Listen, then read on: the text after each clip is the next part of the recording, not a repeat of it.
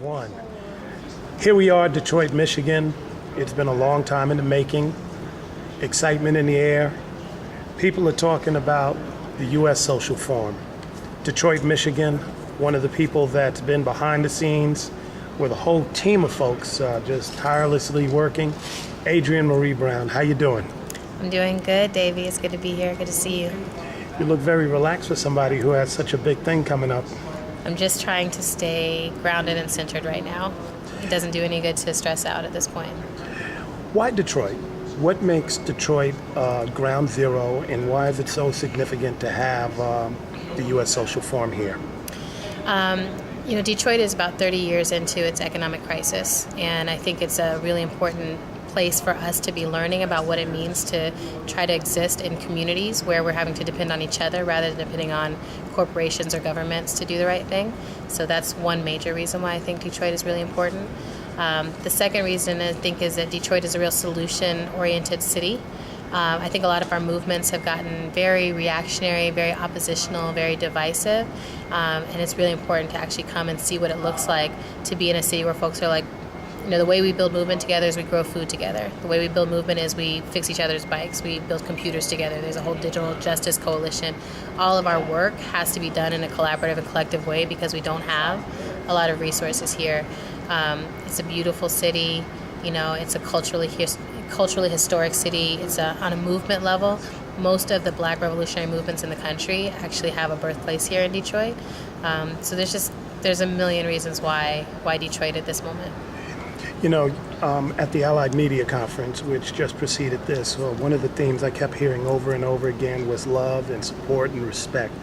And it seems like this is an underscoring for this. Yeah. I'm bringing that up because it seems like for those of us in activist communities and into the left, if we want to use that political spectrum, Yeah.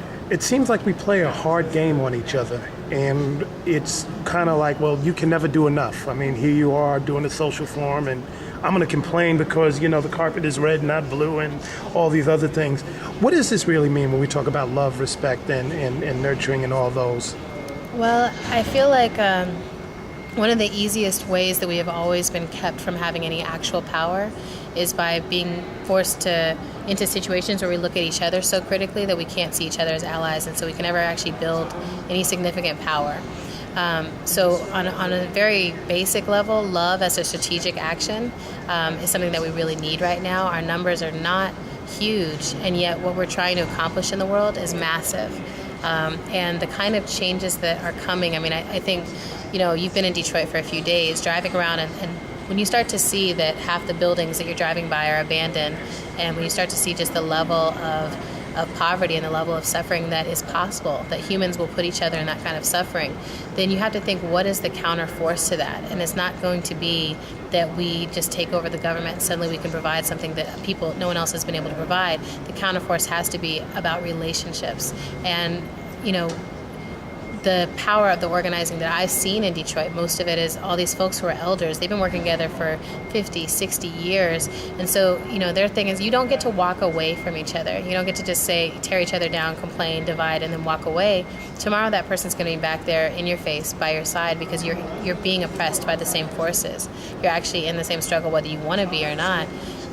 So learning to actually have love for each other, have compassion, learn to forgive at a really large level is necessary within our movements. And then I actually, it's not very popular to say, but I think when you're dealing with forces like Glenn Beck and folks who are constantly attacking from outside of your movement, you even have to think, what would it look like to include them in that compassion, in that forgiveness, in that love that we're trying to, build within ourselves? Because on a meta level, we got one planet. We're here, none of us get to just jump off and escape and go anywhere else. It's on a survival level, the smartest move that we can make is love.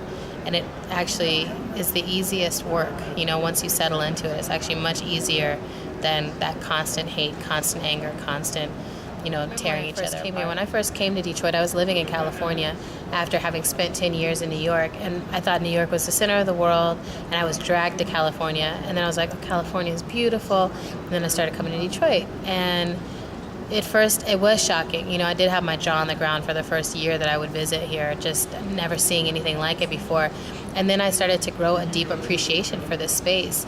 I feel like if you start to really think about the unsustainable model of cities, and the fact that most of us as people of color, most poor people, are living in a completely unsustainable way. We're dependent on resources that come from outside of our particular realm and reach. We can't go there. We don't know how to grow anything. We don't know how to survive. Then all of a sudden you start to look at Detroit in a different way, because the farming community here is black people, and the biking community here is black people, and the folks who build houses and know how to retrofit homes and who do solar power and solar showers, and the folks who are running peace zones so that folks don't have to go to the police but they can get mediation in their community. Like all of those solutions that I hear other people, I've heard people in California talk about, that they would like to see something like that happen, that we need something like that. But here in Detroit, folks are actually having to do that. Some of it because they're politically aligned with, a message of love and unity. And some of it because if you have someone shot in your community and you call the police, they're not going to show up for an hour and a half because there's no police, Yeah. And so you have to figure out some other way, like how are we going to handle this situation right now? Or if you do call the cops, they're going to show up on some Ayanna Jones stuff and kill someone in your family, So it's just really trying to figure out what are the solutions that are going to make sure that those of us who are here, which is a smaller and smaller population, are actually able to survive. Then all of a sudden you start to think about what is the amount of space that a human being needs in order to thrive, not just to barely get by.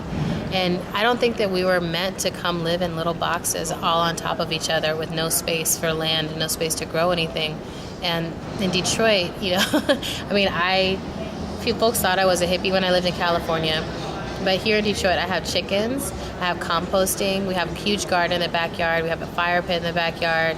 Like, just the amount of space. I bike everywhere I go, and my whole life has been transformed to be in this place where I have to be much more functional. And when we started thinking about having the social forum here, it was so exciting for me to think about what would it look like if our whole movement had to live like Detroit and really began to long to live like we live here, that this is actually the future that we're going to need to accommodate ourselves to, Like, we have to get to a place where we're not dependent on cars, where we're not dependent on grocery stores, and where we're not dependent on governments, and where we're not dependent on corporations. We're going to have to get there so you can come practice and stuff like that. Okay, and my last question, we've been doing this for a long time, at least a good 10 years, and there's been a lot of stages, coming out of 2000, the election being stolen, the anti-war movement and disappointment when it got stolen again in 2004. The excitement, the disillusionment, whatever titles you want to put, but the historic moment of Barack Obama. And from what I look, the way I see it personally, I see this is like, this is the response to all that. This is our chance to really, having gone through all those different moments, especially the election of Obama, to finally regroup, have a come to Jesus moment and move on in a direction that is really fundamental. And do you think that was maybe a distraction or a deterrent, in 2008? Great question, Davey. I did my electoral work. I put in my electoral time. And I feel like there's a lot of strategic work to be done in the electoral realm, but it's mostly local. And that's what I learned. And I feel like we poured a huge amount of energy into trying to move national politics before actually building up the kind of national movements to hold politicians accountable once they got into national offices. And I think now we see what the result of that is, as we see Obama, I think, struggling to uphold a principled path in the White House. And I leave that struggle to him. And I feel like this is a space for thousands and thousands of people to actually come together and talk about what do we need to have in our movements. What does it actually need to look like in order to be able to be a force to be reckoned with in this country? I feel like there's a humility to coming together in this way, to saying we both have a power and we are deeply, deeply, deeply being attacked right now. We are struggling. We have Arizona that just happened. We have the BP oil spill that just happened. There's stuff happening that is out of our control, beyond our imagining, and we have to be prepared for it. We have to make sure we are able to hold our people through this time. And, I've been quoting the Hopi Indian prophecy, the 11th hour prophecy a lot, that says there's going to be a river moving very fast right now, and people will try to hold on to the shore. They'll be so afraid and try to hold on to the way things have been. And we have to be the ones that say, let go of the shore, keep your head up and look around you and celebrate, but you have to let go of what has been.